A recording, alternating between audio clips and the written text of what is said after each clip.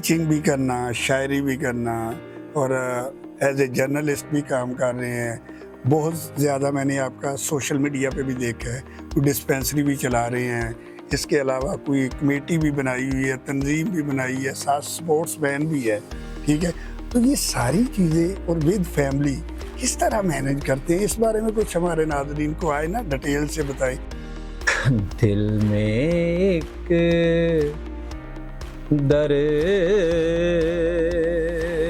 सा उठा है कोई। क्या बात, क्या बात। हॉकी मेरा पैशन है, हॉकी मेरा शौक़ है और मैंने आपको शुरू में कहा कि मैं इसको इबादत समझता हूँ। सहाफ़त एक मुक़द्दस पेशा है, इसमें कोई शक नहीं है।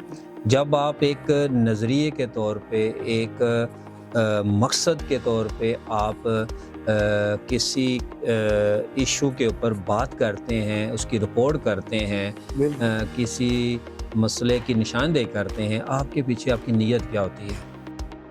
तो सब बेसिकली तंजीम जरार राजपूत फाउंडेशन एक NGO है, पाकिस्तान और कश्मीर बार ओवरसीज़ में रजिस्टर्ड पाकिस्तान की एक तंजीम है हमारी, कह लें कि जरार राजपूत की। अस्सलाम वालेकुम नाज़रीन, आपका मेज़बान अरशद चौधरी आज एक नए प्रोग्राम और एक नए मेहमान के साथ हाज़िर खिदमत है। आज मेरे साथ जो मेहमान शख्सियत मौजूद है किसी तारफ़ की मुताज नहीं है। अल्लाह ताला की ज़ात ने बहुत ज़्यादा इज़्ज़तों और नेमतों से नवाजा है। मेरे हमशोबा भी हैं, शायर भी हैं, टीचर भी हैं, कालम नगार भी हैं और सबसे बड़ी जो मेरे लिए आज खुशी का बायस बना है वो ये है कि जर्नलिस्ट भी है और अरसा दराज से सहाफ़त से भी रिलेटेड है।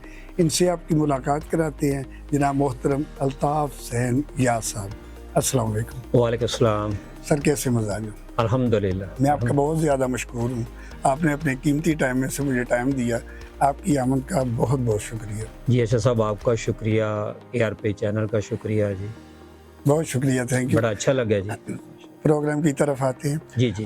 सबसे पहले तो मुझे ये बताएं कि इतने शोबे, टीचिंग भी करना, शायरी भी करना और एज ए जर्नलिस्ट भी काम कर रहे हैं। बहुत ज़्यादा मैंने आपका सोशल मीडिया पे भी देखा है, कोई डिस्पेंसरी भी चला रहे हैं। इसके अलावा कोई कमेटी भी बनाई हुई है, तंजीम भी बनाई है, साथ स्पोर्ट्स मैन भी है। ठीक है, तो ये सारी चीज़ें और विद फैमिली किस तरह मैनेज करते हैं, इस बारे में कुछ हमारे नाज़रीन को आए ना डिटेल से बताएं, क्योंकि बहुत से जो आपके शोबा से रिलेटेड है बंदे वो तो ऑलरेडी जानते हैं।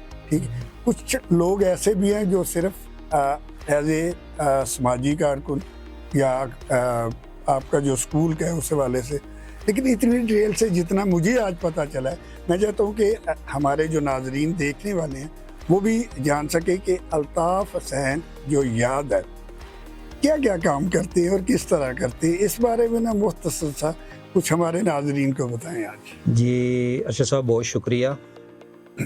अल्लाह के करम से होता है सब कुछ। बेशक बेशक, ये अल्लाह के फजलो करम से है, मैं तो कुछ भी नहीं हूँ। शौक की बात होती है, जुस्तजू की बात होती है, लगन की होती है। बचपन से शौक था कि तालीम भी हासिल करनी है और तालीम के लिए काम करना है, तालीम के फ़रोग के लिए। अच्छा, तो शौक था किसी बैंक की मुलाजमत या टीचिंग करने का। ठीक है, अल्लाह ने मौका दिया, पाकिस्तान नेवी को सर्व किया। ठीक है, तो पाकिस्तान नेवी में 20 साल गुजारे। अच्छा, और वहीं पे मैंने अपना ग्रेजुएशन की, मास्टर किया और वहाँ से मैं फिर रिटायरमेंट के बाद मेरा इरादा था कि मैंने अपना ज़ाती स्कूल और अपने एरिया के अंदर तालीम की बेहतरी के लिए, चूँकि तालीम और इल्म एक हथियार है, तो ये शौक़ भी था, अल्लाह ने ज़िंदगी में पूरा किया। जहाँ तक मेरी जो दीगर सरगर्मियाँ हैं या अपनी फैमिली की ज़िम्मेदारियों के साथ इनको मैनेज करना, ये मैं शौक़ से करता हूँ और एक मिशन समझ कर करता हूँ कि अगर अल्लाह ने आपको सलाहियतें दी हैं, अल्लाह ने आपको कोई हुनर दिया है, आपको वसफ़ दिया है, कोई टैलेंट दिया है, तो दूसरों के लिए उसको बेनिफिशियल बनाए। बिल्कुल बिल्कुल। तो स्पोर्ट्स, हॉकी शुरू से शौक़ था। अच्छा, पाकिस्तान नेवी में खेले, मलेशिया के ख़िलाफ़ खेले, पाकिस्तान नेवी की टीम में डिफरेंट डिपार्टमेंट में खेले। और हॉकी के अलावा जो शायरी है, शायरी बचपन से लगता था कि मैं कुछ लिख सकता हूँ, लिखूँ, तो पाकिस्तान नेवी से पहले मैंने ना एक नज़म लिखी जो कि अंजुमन फ़लाए बारवाल की एक तंजीम बनी थी, कमेटी बनी थी। ठीक है। तो उस मौजू पे टूटे फूटे लफ्ज़ लिखे। पाकिस्तान नेवी के दौरान कुछ गज़लें, नज़में, नातें, कतात लिखने की कोशिश की। तो पाकिस्तान नेवी के बाद आकर मैंने तालीम के लिए अपने स्कूल के लिए कोशिश की, प्राइवेट स्कूल में टीचिंग की। तो सहाफ़त का जहाँ तक सवाल है, वो पाकिस्तान के अंदर सहाफ़त जिस तरह से होती है, हो रही है, एक जर्नलिस्ट ज़िम्मेदारियाँ पूरी करे। मैं उस तरह से एक सहाफ़ी नहीं हूँ, जर्नलिस्ट नहीं हूँ। मैं पॉजिटिव जो होता है ना, कोई भी पहलू हो उसके ऊपर बात करता हूँ और लिखता हूँ, राय देता हूँ, जिससे मुल्क की नेक नामी हो, जिससे उस जिस मकसद, जिस टॉपिक के ऊपर आप बात कर रहे हैं ना, उसका पॉजिटिव फेस आप एक्सप्लॉइट करें। और ठंडी आग, रोज़नामा ठंडी आग के प्लेटफॉर्म से मैंने ये साफ़ो शुरू की। वहाँ से ही मैंने शेर व शायरी एज ए शायर भी मुतारफ़ हुआ। गुलजार अहमद नौशी, हकीम निसार अहमद मरहूम, बहुत बड़ा नाम था। 2006 से मैं उस प्लेटफॉर्म के साथ मुंसलिक हूँ और अभी तक। तो गायब गए जो मेरे अंदर गुबार होता है, जज्बात होते हैं, उनको मैं कलम बंद करने की कोशिश करता हूँ। और जी, गज़लें भी लिखी, कोशिश की, नातें भी लिखी, अल्लाह ने करम किया। तो मुख्तलिफ जो मेरे मौज़ूआत होते हैं ना, जो कह लें कि जिससे ना ये मुआशरे के अंदर ना ऊंच नीच पे जो मामलात होते हैं उनके ऊपर मैं अपने जज्बात का इज़हार करता हूँ। रोमांटिक भी 1-2-4 गज़लें लिखी हैं। अच्छा। तो साथ साथ क्योंकि मैं एज ए हॉकी प्लेयर, शौक़ था, हमारे 2 क्लब हैं हॉकी के, तो उन्हें जब तक खेलता रहा हूँ, पाकिस्तान नेवी के दौरान भी यहाँ आकर बारवाल के अंदर crescent hockey club, moon hockey club, हमारे डिस्ट्रिक्ट हॉकी एसोसिएशन गुजरात के रजिस्टर्ड, पाकिस्तान हॉकी फेडरेशन के रजिस्टर्ड क्लब में।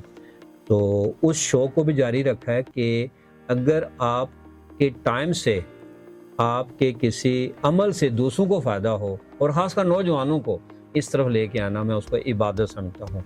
तो मैं उसको अपने शौक़ के लिए भी और खिदमत खलक समझते हुए भी कर रहा हूँ। जहाँ तक बात है रफ़ाए अम्मा की जो तंजीम है, उसमें जो लोगों के भले के लिए काम करना, ये तो सदका जारिया है, ये इंसानियत है कि आप अपने लिए तो सोचते हैं, दूसरों के लिए सोचें। हमारी अल्हम्दुलिल्लाह बारवाल के अंदर तंजीम जरा राजपूत फाउंडेशन, मैं उसका जनरल सेक्रेटरी हूँ।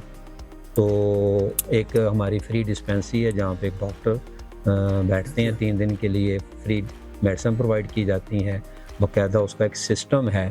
और डिस्ट्रिक्ट लेवल पे, पाकिस्तान लेवल पे ये हमारी तंजीम जो है वो काम कर रही है। तो उसकी कह लें जो मरकज़ी बॉडी है उसका मैं सेक्रेटरी तकरीबात भी हूँ। मेरा ख्याल है ये जो आपने बातें बताई हैं, या जिस तरह आप बड़े जज्बाती होकर बता रहे हैं या कह रहे हैं, तो इसमें वही बात आ जाती है ना, एक तो आपके ज़हन में ये कि मैंने खिदमत खलक करनी है। दूसरा, कोई भी काम मैंने देखा है कि मैंने ये बात कर दी है कि इतने काम कैसे मैनेज करते हैं, किस तरह करते हैं। हालांकि मैंने देखा है कोई भी काम अगर इंसान करना चाहे तो, अगर नहीं करना चाहता फिर तो वो नहीं होता। अगर करना चाहे कोई मुश्किल काम नहीं है, ये आप पे डिपेंड है और आपकी सोच पे डिपेंड है कि आपने इसको, जब आप माइंड बना लेते हैं ना किसी भी काम का कि मैंने ये करना है, और यकीन करे वो हो भी जाता है। जी बिल्कुल हो जाता है। आपके अंदर जुस्तजू हो, बिल्कुल, और अगर आप उसके साथ मुखलस हैं, उस काम को काम समझते हैं, एक काम को टाइम उसके लिए निकालना, एक के लिए टाइम छोड़ना पड़ता है, उसको अहमियत प्रायोरिटी देनी पड़ती है। अब आ जाए थोड़ा। जी मैं एक और बात आपको बताना चाहता हूँ कि जितने शोबों से आप रिलेटेड हैं, अगर एक शोबे पे बात की जाए तो मेरा नॉर्मली भी 1 घंटा लग जाता है। टाइम क्या ख्याल है? लेकिन मैंने सभी मौजू पे बात करनी है थोड़ा थोड़ा। नेक्स्ट इंशाल्लाह टाइम मिलेगा तो फिर आपको दोबारा ज़हमत दूंगा। अब आ जाए पहले शायरी की तरफ। जी जरूर। इसके बारे में बताएं कि वो तो आपने बता दिया कि नौशी साहब के पास जी जी एज ए न्यूज़पेपर में भी जाते थे। एज ए जर्नलिस्ट मेरी एंट्री हुई और उसी प्लेटफॉर्म से मैं बतौर शायर शायर भी भी मुतारफ हुआ और फिर महफिल दोस्तां और दीगर प्रोग्राम जो पाकिस्तान पंजाब भर में वो चलता मुशायरों रहा। में। आपने बताया मैं शुरू से जी जी कुछ ना कुछ लिखता था, जी जी क्या ख्याल है? जी जी वो तो ऑलरेडी हो गया, बंदा कोई भी काम शुरू में करता है शुरू से तो नहीं वो ट्रेंड होता है या वो जी, जी। प्रोफेशनल ज्वाइन कर सकता है। एक टाइम आता है कि वो रेगुलर करता है, जी जी क्या ख्याल है? जी जी तो शायरी जो पहली गजल जो आपने मुशायरे में पढ़ी, जी जी ठीक है, उसके बारे में बताएं। क्या वो कोई गजल थी, अशार थे, और कितना अरसा पहले पढ़ी या उस वक्त क्या एज थी जब पहले मुशायरे में पहला आपको मौका दिया गया, उसके बारे में कुछ बताएं। अच्छा साहब, मैंने पहले भी जिक्र किया कि पाकिस्तान नेवी मैंने 1984 में ठीक है, 1984 में मैंने ना ज्वाइन ठीक है। किया। उससे पहले मुझे याद पड़ता है कि हमारे गांव में जो एक अंजुमन फलाह बनी थी, अंजुमन चौधरी शौकत अली जो हाँ हमारे जी, सदर हैं, जी जी जी जी, उनके घर के अंदर उस मौजू के ऊपर, उस फलाह मुआशरा के मौजू पे मैंने एक नज़म लिखी थी। ठीक है, ठीक है, वो टूटी फूटी जो आप कह लें मेरे मिसरे थे, अशार थे, वो मेरी डायरी के अंदर कलम बंद है, अभी मेरे पास इस आसा है। उसके बाद मैं पाकिस्तान नेवी में चला गया, गाए बगाए। मैं रेगुलर शायर नहीं हूँ, अच्छा मैं रेगुलर अच्छा। शायरी नहीं करता। जब कोई आप कह लें कोई इस तरह का मेरे दिल में कोई इस तरह का कह लें कि कोई कैफियत होती है या तो कोई मैं ख्याल आता कोई है, ख्याल आता है, कोई भार होता है, हाँ। प्रेशर होता है, वो कोई मौजू माशरती मौजू हो, समाजी मौजू हो, रोमांटिक हो, या जब माहौल होता है ठीक तो है, उसका मैं इजहार फिर करता हूँ। करता पहले हूँ मैंने as a शायरी। हाँ, पहले मैंने एक नज़म लिखी थी, फिर मैंने एक गज़ल लिखी थी, ठीक है, और उसके बाद फिर ये फिर सिलसिला चलता रहा, चलता रहा और नाते भी अभी तक। लिखी। जो आपने पूछा मुझसे कि एक मुशायरे के अंदर आपकी जो है ना पहली गज़ल थी, कौन सा कलाम था, तो मैं बतौरे कह लें कि तरन्नम के साथ अपने कलाम को जब पढ़ता हूँ ना, ठीक है, वही मेरी एक शनाख्त बनी जो ठीक है। मेरी पहली गज़ल थी। वो मैं इंशाल्लाह आपको ज़रूर सुनाऊंगा। वो पाकिस्तान नेवी के रिटायरमेंट के बाद 2007-8 के अंदर मुझे ना जो मुशायरे में पढ़ने का मौका मिला। ठीक है। मेरे उस्ताद मोहतरम है शायद जवेद साहब और मनीर तूर साहब मरहूम, बड़े अजीम शायर हमारे जी, इलाके बड़ा के। नाम है बड़ा वैसे वो नाम। जवेद साहब जिनका आपने बताया जी जी कुछ अरसा पहले मुझसे मेरे जी, पास जी। आए थे, जी जी उन्होंने भी उनका बड़े अच्छे अल्फाज में जी जी जिक्र मनीर किया था। तूर साहब से तूर मैंने ना रहनुमाई ली है, ठीक है, और जवेद शाह जवेद साहब, और उससे पहले मुसर्रत हाशमी मरहूम प्रोफेसर डिग्री कॉलेज खारियाँ के, जी बिल्कुल, मैं उनसे रहनुमाई भी लेता रहा हूँ, इस्लाह कराता रहा हूँ, वो मुझे मश्क देते थे। अच्छा, तो मैं फिर आहिस्ता आहिस्ता मैंने फिर गज़लें और कतात और पंजाबी उर्दू में अपनी कोशिश की। ठीक है, तो जो पहली मेरी गज़ल है, मैं उसके चंद हाँ अशार जरूर जी सुनाएं जी, हमारे, तो जो मैं तरन्नम के साथ जो है ना मैं जरूर आपकी नज़र जरूर करूँगा आपके जरूर। चैनल के लिए। और ये मैंने बहुत सारे ना मुशायरों के अंदर पढ़ी है और यही मेरी वजह शनाख्त भी बड़ी है। दिल में एक दर्द सा उठा है कोई, क्या बात, क्या बात, दिल में एक दर्द सा उठा है कोई, मेरा भी हम सफर बना है कोई, दिल में एक दर्द सा उठा है कोई,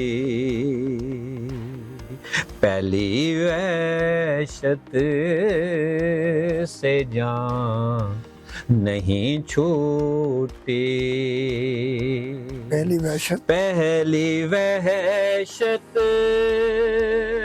से जान नहीं छूटी, हाले दिल फिर से क्या बात, पूछता क्या बात। है कोई, मेरा बेहम सफर बना है कोई,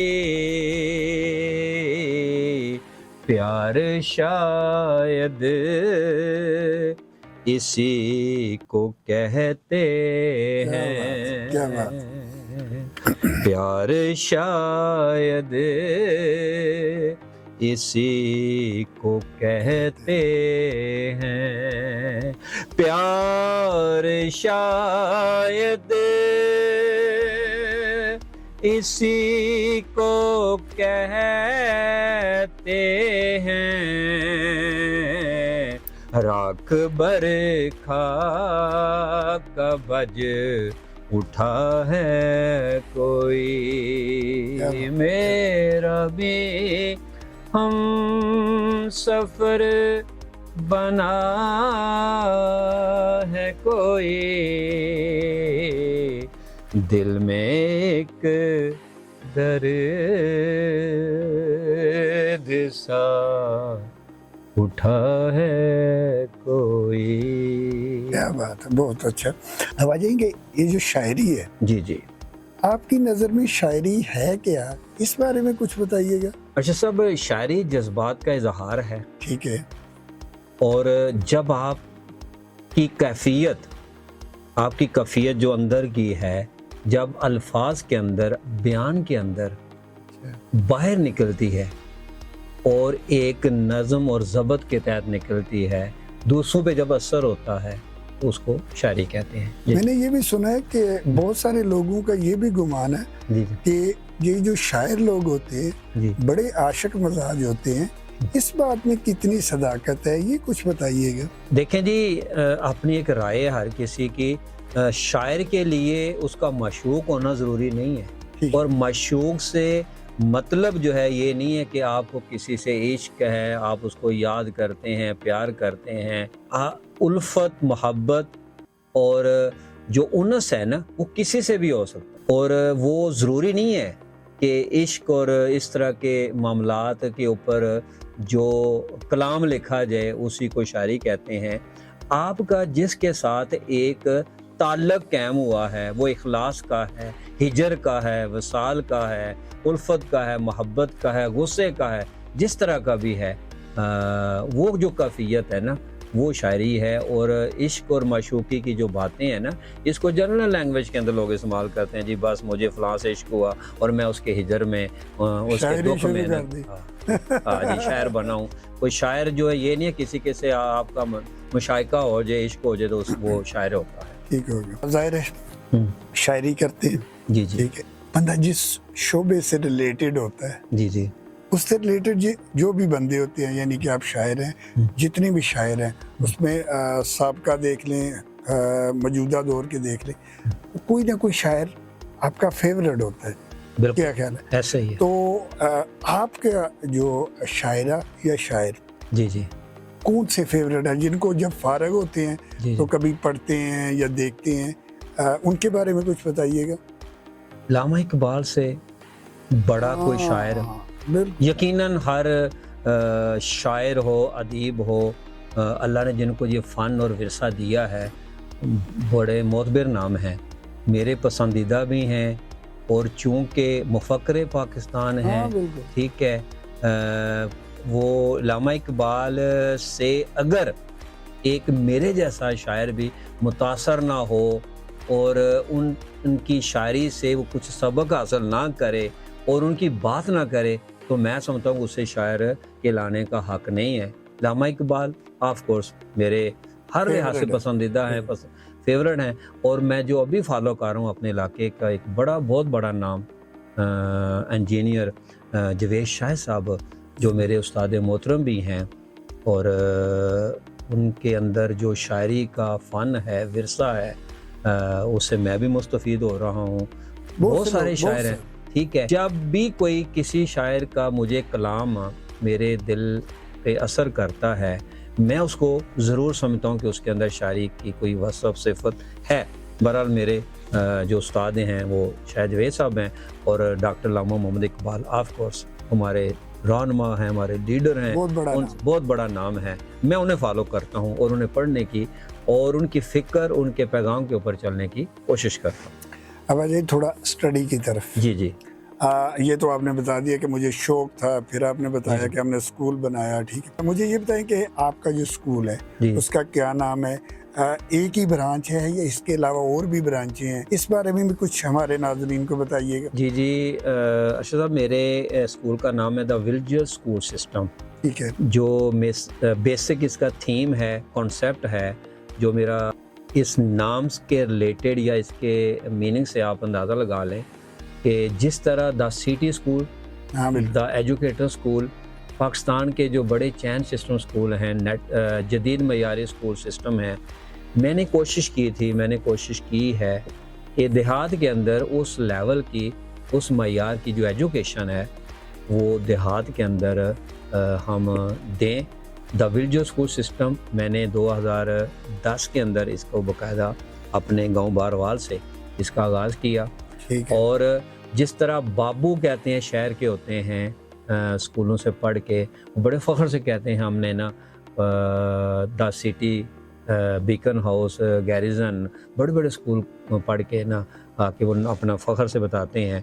तो मैंने सोचा क्यों ना देहात में रहने वालों को, जो देहाती हैं, वो कह लें कि हम विलेजेस के अंदर पढ़ रहे हैं। अब अजय कि आजकल ना आपने भी देखा है, मैं भी देख रहा हूँ, जी जी, बच्चे स्टडी से भाग रहे हैं। जी जी, बहुत ज़्यादा। जी जी, इस बारे में कुछ बताइएगा, क्या वजूहात हैं इनकी कि पहले जो था बड़ा शौक होता था तालीम का, जी जी, तो आजकल थोड़ा सा अब तो इस शोबे से रिलेटेड है और जानते भी है, क्या वजूहात हैं, इस बारे में कुछ बताइएगा।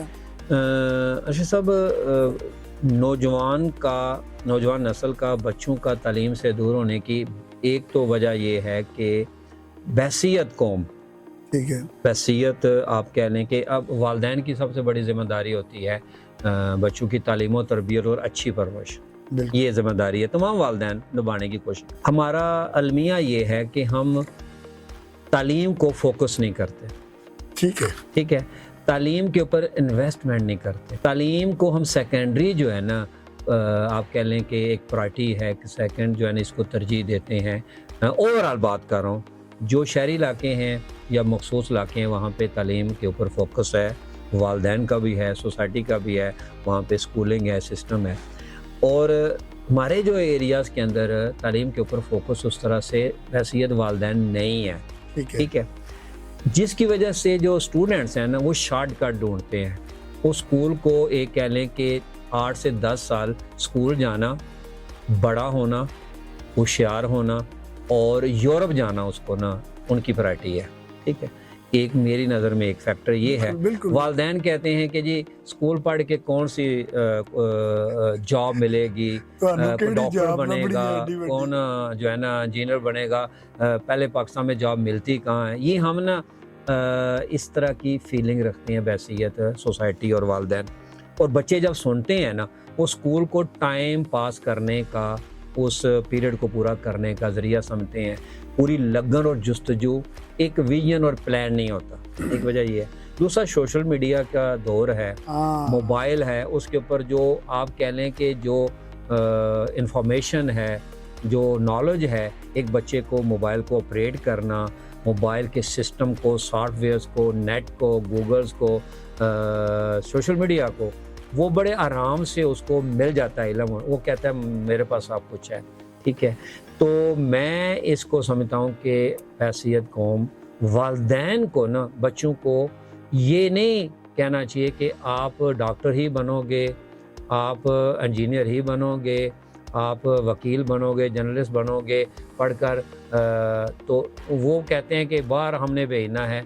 उनके अंदर एक शुरू से एक जस्तजू डालें, एक उनको ना एक उनको इनके अंदर फ़िक्र पैदा करें कि इल्म पहली तरजीह है, पहले पढ़ो जो कि ज़रूरी है, यही रोशनी है, यही अच्छाई बुराई इल्म देता है। मैं आपकी बात काट रहा हूँ, मेरा ख्याल है हम लोगों के ना जो माइंड बन गए हैं जी, जिस तरह आपने बात की बाहर का, ये हालांकि तालीम हासिल करना जो है ये सिर्फ जॉब के लिए नहीं है मेरी नज़र में। जी जी तालीम जब आप हासिल कर लेते हैं और बड़े बेनिफिट है, बड़ों से बात करने का सलीका आता है, उठने बैठने का, खाने पीने का, जी जी चलने फिरने का। जी जी जब आप के पास क्वालिफिकेशन है, जी जी बहुत सी चीज़ें जो है वो आप उससे ले सकते हैं। जी जी हमारा जो माइंड मेन बन गया है ना, वो मैंने देखा है कि एक तो ये है कि जॉब की हमें ज़रूरत नहीं है, जी जी और जो पढ़ रहे हैं उनके ज़हन में ये है कि जॉब हमें मिलनी नहीं है, मिलनी ही नहीं है। जो हालात जा रहे हैं। जी जी और तीसरा जो ऑप्शन मेरे ज़हन में है वो ये है, हाँ हमारी जो तहसील है या जी। डिस्ट्रिक्ट है, जी मेरे लिए 70-80% जो बंदे हैं वो ओवरसीज है, ऑलरेडी हो। है? जी किसी का वालिद है, किसी का भाई है, और हमें यही विरसे में मिलता है जी, उत्तर पढ़ नहीं तो पढ़, नहीं तो 10वीं तो बाद फिर तेरा पासपोर्ट बनवाना है तो जी यूरोप जी चला बिल्कुल, या डंकी लगानी है। जाए। हाँ वही ना, वो तो असल में शुरू से वो आप वाली बात कि हमने जब हमारे ज़हन में ये आता है ना कि पढ़ के कौन सी जॉब मिल रही है, लेकिन तो लाजमी आपको जॉब मिले वही है स्टडी। बहुत सारी चीज़ें अगर आप तालीम हासिल करते हैं तो आपको उससे जी, मिल जी। सकती हैं, जॉब के अलावा भी। जी जी ठीक, तो मेन ये भी वजह है मेरा ख्याल है इनके भागने की या तालीम से डिस्कनेक्ट होने की। जी क्या जी ख्याल है? ऐसे ही है, ऐसे ही है। और दीगर बहुत सारी वजूहात हैं।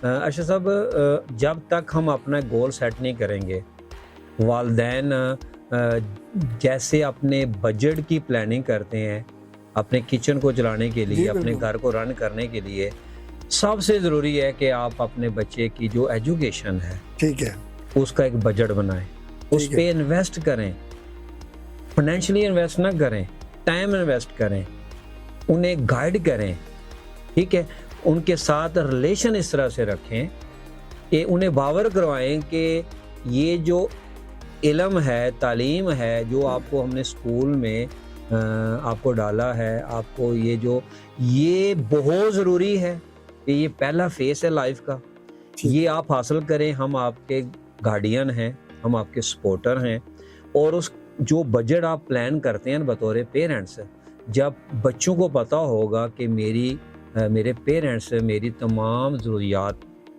पूरी कर रहे हैं और कमिटेड हैं मेरी एजुकेशन के लिए, तो बच्चे भी मोटिवेट होंगे, कमिटेड होंगे, और उनके सामने जब टारगेट होगा तो यकीनन वो लाइफ के अंदर कामयाब हों। अब आ जाए थोड़ा जी जी स्पोर्ट्स की तरफ। जी जी जी बिल्कुल। क्या अब भी हॉकी खेलते हैं या सिर्फ ट्रेनिंग देते हैं? जी अर्शद साहब, मैंने लास्ट ईयर अल्हम्दुलिल्लाह अपने बच्चों के साथ प्रैक्टिस की है। अच्छा। मैं किट में जाता हूँ तो बड़ा दिल करता है। हॉकी मेरा पैशन है, हॉकी मेरा शौक है। मैंने आपको शुरू में कहा कि मैं इसको इबादत समझता हूँ। फिटनेस होना, फिटनेस के लिए कोई एक्टिविटीज़, जॉगिंग, रनिंग, किसी स्पोर्ट्स एक्टिविटी, ये तो आपको फिजिकली एक आपकी रिक्वायरमेंट है, ज़रूरत है। फिटनेस के लिए आप अपने एक प्लान करते हैं कि आप अपने जॉब के साथ, अपने अदर रिस्पॉन्सिबिलिटीज़ के साथ, लेकिन जो दूसरों की मोटिवेशन के लिए बतौर ट्रेंड और गाइड और कोच आप टाइम निकालेंगे, आप जाएंगे, ग्राउंड में निकलेंगे, बच्चों को लेके जाएंगे, तो ये खिदमत खल्क के ज़ुमरे में आता है। तो मैं इसको इस तरह से ले रहा हूँ। अल्हम्दुलिल्लाह हमारी एक हॉकी अकेडमी है जो कि पाकिस्तान हॉकी फेडरेशन के साथ मुंसलिक है, रजिस्टर्ड है। अच्छा। 2 हॉकी क्लब हैं। तो अपने गांव के अंदर स्पोर्ट्स, चाहे वो हॉकी हो, क्रिकेट हो, वॉलीबॉल हो, कबड्डी हो, ये मेरा शौक़ है। और अगर हम बतौरे कह लें कि इस एज में आके बड़े होने के नाते बच्चों को कोई मोटिवेशन नहीं देंगे, कोई एग्जाम्पल पेश नहीं करेंगे, मैं और आप टाइम नहीं निकालेंगे, तो बच्चे तो पहले ही चाहते हैं कि इसकी ज़रूरत नहीं है, जान छूटी रहे, हम छुट्टी रहे। और वैसे भी स्पोर्ट्स बहुत ज़रूरी है, बहुत ज़रूरी है सेहत के लिए भी। वैसे बंदा हर वाले से 77 से मैं हॉकी, मेरा शौक 6ठी-7वीं पढ़ता था, मैं खेलता था। जब हॉकी स्टिक हमारे पास नहीं होती थी, मेरे कज़न आर्मी से रिटायर्ड थे, मरहूम मिर्ज़ा मोहम्मद सलाम जरार साहब, वो एक हॉकी स्टिक लेके मेरे पास बार में पहले हॉकी थी। तो उस वक्त से हमारे क्लब और टूर्नामेंट आपने सुना है हो रहे हैं। हमारे पंजाब लेवल, पाकिस्तान लेवल पे मलिक गुजरात के ना गुजरात के अंदर भी, पंजाब के अंदर भी हमारे बारवाल के बड़े अच्छे लेवल पे हमारे गांव से हॉकी प्लेयर पैदा हुए हैं। और हम वो फ़र्ज समझते हैं, एक होता है अपने शौक के लिए खेलना, एक होता है मेला लगाना, हाँ, एक मेला जाके देखना। मेला लगाना औखा काम है, बिल्कुल ठीक है, बिल्कुल। ठीक है। खुद खेलना ज़ाती तशहीर के लिए, शौक के लिए, बच्चों को इकट्ठा करके वो माहौल बनाना, उसके लिए इन्वेस्टमेंट करना, दूसरों को हायर करना, वहाँ पे लेके आना, ये अपना शौक भी है। और मैंने आपको पहले कहा कि मैं दिल से बात कर रहा हूँ कि मैं इसको इबादत समझता हूँ। मैं इतना मुतमिन हूँ अरशद साहब के मेरे 20 ईयर हो गया रिटायरमेंट के बाद, मैंने अपने आप को 24 आवर बिजी किया। आपने कहा था कैसे मैनेज करते हैं, हाँ बिल्कुल। जब मैंने ये सोच रखा है कि कोई भी काम है ना, है जब दिल से करोगे सुकून मिलेगा। अब आ जाए थोड़ा सहाफत की तरफ। काफ़ी अर्सा हो गया सहाफत करते हुए, जी और अल्हम्दुलिल्लाह, सीनियर लोगों के साथ की, अल्हम्दुलिल्लाह। अब भी कर रहे हैं, जी जी ठीक है। और आपने बताया कि गिलियाना प्रेस क्लब के साथ जी, भी जी। रिलेटेड, क्या समझते हैं कि जो साबका दौर की सहाफत थी जी जी। और जो मौजूदा दौर की सहाफत, इसमें क्या डिफरेंट देखते हैं, इस बारे में कुछ बताइएगा। सहाफ़त एक मुक़द्दस पेशा है, इसमें कोई शक नहीं है। बिल्कुल, जब आप एक नज़रिए के तौर पे, एक मकसद के तौर पे आप किसी इशू के ऊपर बात करते हैं, उसकी रिपोर्ट करते हैं, बिल्कुल। किसी मसले की निशानदेही करते हैं, आपके पीछे आपकी नीयत क्या होती है कि उसका कोई हल हो, सोसाइटी को, दूसरों को उसका फ़ायदा हो, और वो जो इशू है वो हल हो, ठीक है, हाँ बिल्कुल बिल्कुल। ठीक है।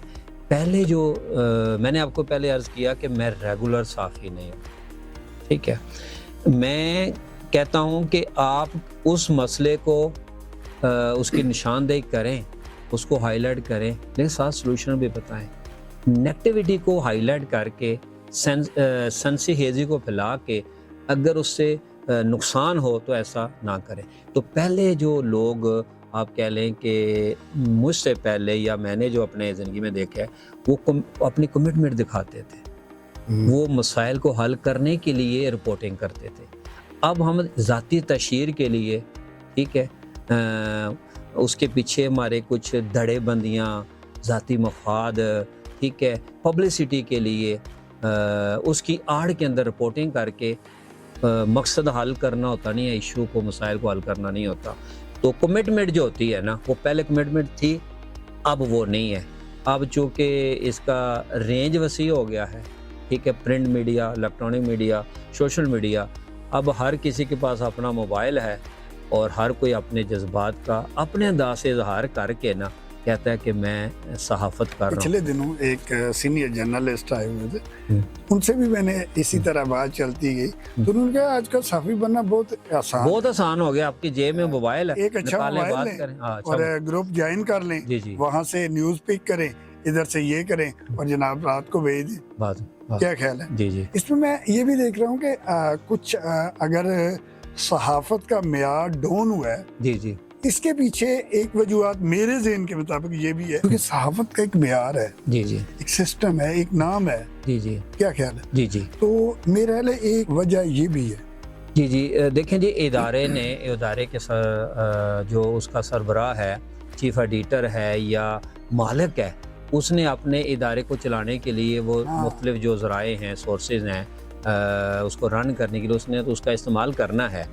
मैं समझता हूँ कि एक सहाफ़ी को ना, इस सहाफ़ी को अल्लाह ने अगर ये हिम्मत तौफीक दी है, उसको ये हुनर फ़न दिया है कि वो बात करे या कुछ लिखे, किसी बात के ऊपर अपनी राय दे, तो उससे इज्तिमाई फ़ायदा होना चाहिए, किसी की ज़ात को नुकसान नहीं होना चाहिए। और किसी के साथ जुल्म हो रहा है तो आप उसके ऊपर बात करें, उसका साथ दें, हक सच का।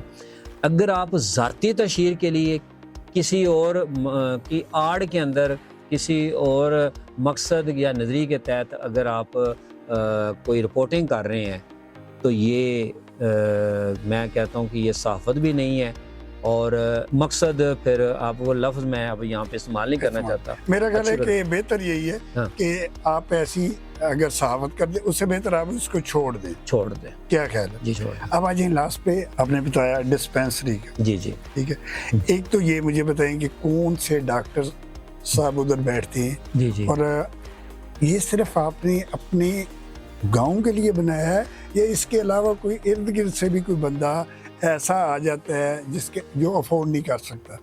जी जी। दूसरा ये भी बताइएगा जी। कि ऑपरेशन वगैरह भी होते हैं या सिर्फ मेडिसिन दी जाती है, ठीक है?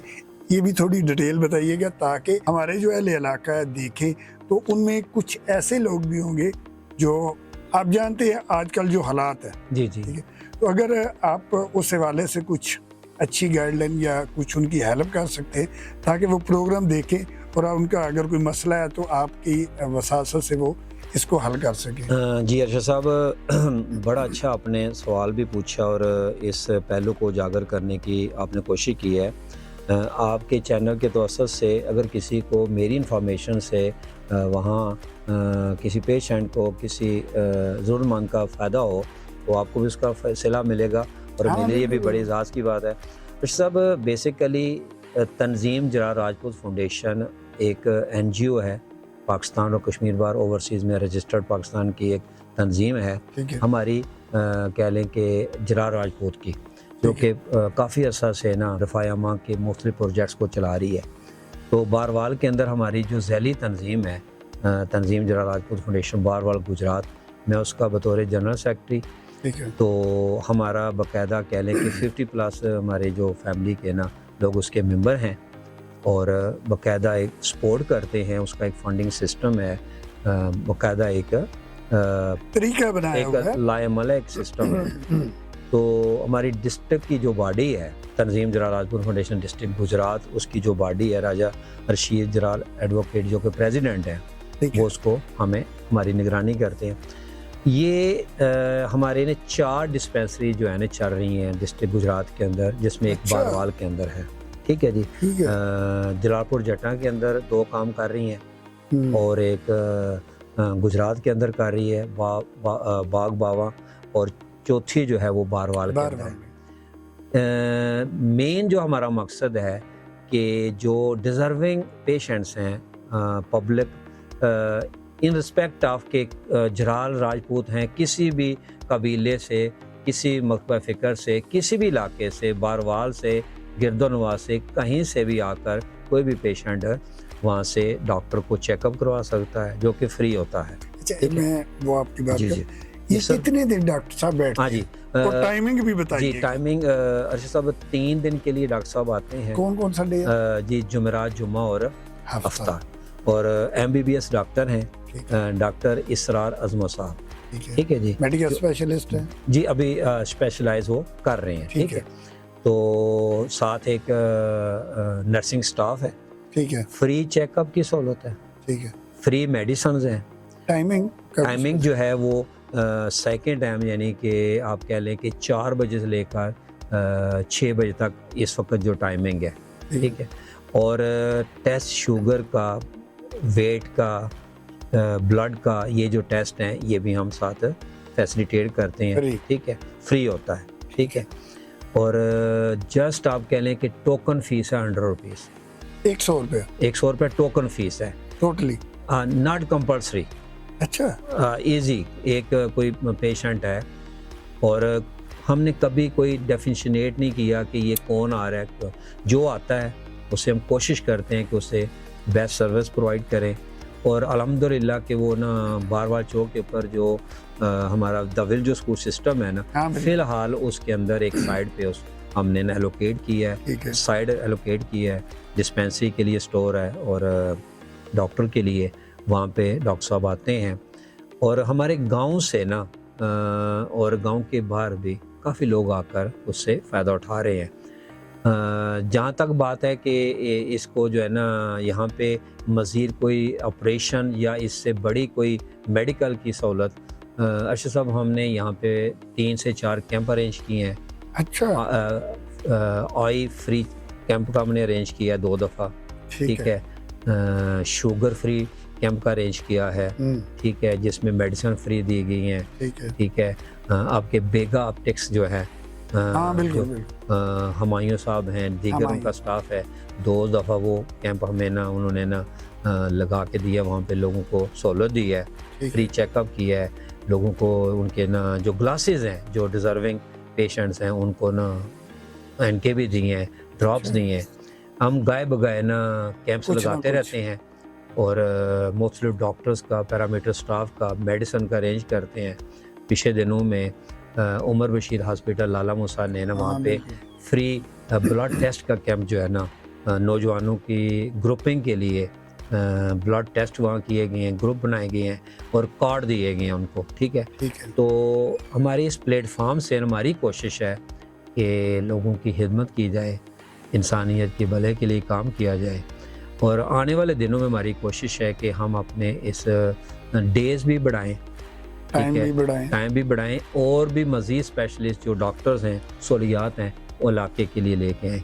ये सिर्फ एक बरादरी के लिए नहीं है, तमाम लोगों के लिए है। म्याना चक और झंडे वाली, चेचियाँ, जो बारवाल चौक है, बारवाल है, डाऊ, वहाँ तक पेशेंट आते हैं और कोशिश कर रहे हैं कि हमारी दुआ है, मेरी भी दुआ है, मेरी टीम की भी दुआ है। आप बहुत ज़्यादा पॉजिटिव काम कर रहे हैं और मेरा ख्याल है अपनी कैपेसिटी से ज़्यादा काम कर रहे हैं। और मैं एक तो आपका बहुत ज़्यादा मशकूर हूँ, दूसरा ये है कि मेरी दुआएं आपके साथ हैं। जहाँ पे भी आपको किसी चीज़ की ज़रूरत हो, हमारा अदारे की वसासत से आप बता सकते हैं, हम इंशाल्लाह आपके शाना बशाना हैं।